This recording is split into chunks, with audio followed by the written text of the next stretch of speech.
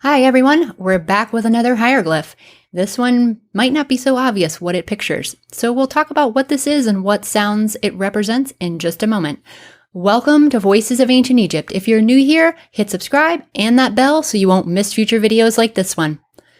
Alright, so what is this hieroglyph? Well, this is actually a picture of a hoe. This is a type of farming tool.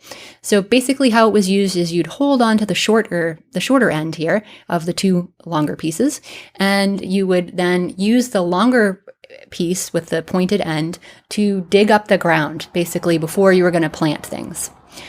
But the use of this sound combination that this sign has is usually not associated with a farming tool. This sign represents the sounds of M and R. In modern times, we pronounced it mer. Now, there are actually other hieroglyphs that can also have these same sounds of mer. There's at least three. This is one of the main ones. They're all fairly common, but this is the main one. They tend to be used in different words, although there is some overlap. So let's look at a word that you can spell with mer, and most of the time with this mer, although occasionally with some of the other signs. So one of the most common words that you see this sign in is actually the word for love, which is spelled mer. They also often have what's called a phonetic complement of another R here, and then they have a determinative of a seated man with his hand to his mouth.